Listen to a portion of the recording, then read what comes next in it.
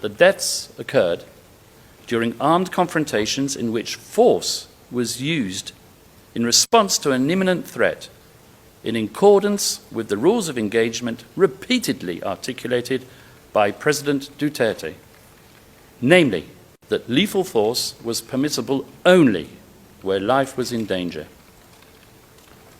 Across the Count 2 incidents, there exist contemporaneous documents, whether it be arrest warrants, operational records, or firearms recovery reports, all of which reflect legitimate police operations that escalated into exchanges of gunfire.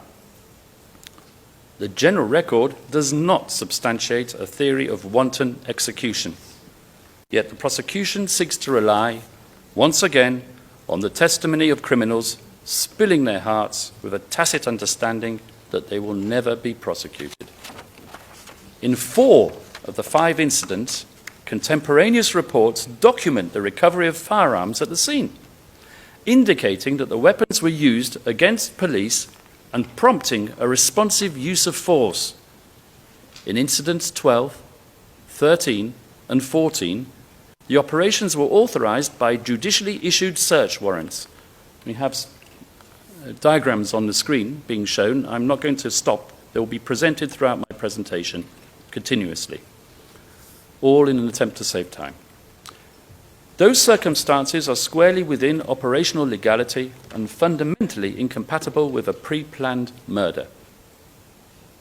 Incident 14 is particularly instructive. 4 individuals were arrested alive. To us, that demonstrates selective and not indiscriminate use of force.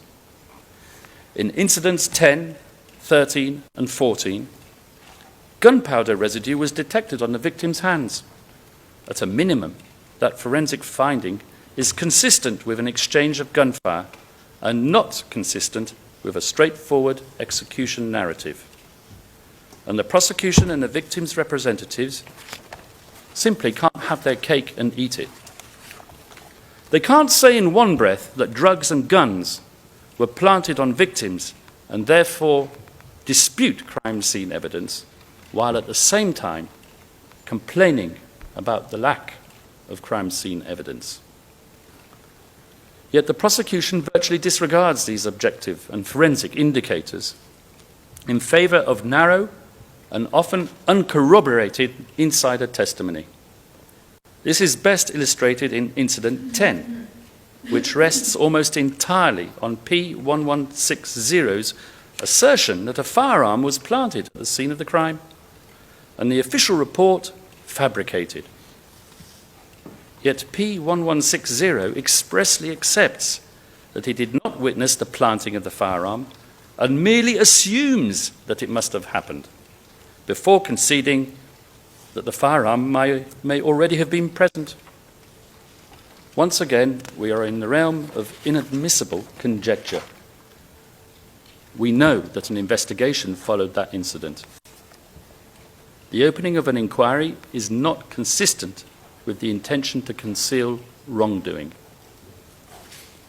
Beyond that, as I've just mentioned, the record reflects the detection of gunpowder residue on victims' hands in this particular incident, a forensic indicator consistent with an exchange of gunfire and inconsistent with the witness's testimony, which is notably, once again, uncorroborated. Incident 11. This is the sole incident in Count 2 where direct linkage to Mr. Duterte is advanced. And this linkage rests entirely on voice recognition by an individual who claims to have overheard a telephone conversation and recognized the president's voice while being physically moved from one location to another. The alleged recipient of the telephone call himself was never interviewed, and another person present, on whom the prosecution relies for corroboration, did not hear the conversation. After all, would it not have been an item of interest to all those present in that specific location that the President of the Republic himself had condescended to discuss matters of such a criminal nature by way of telephone?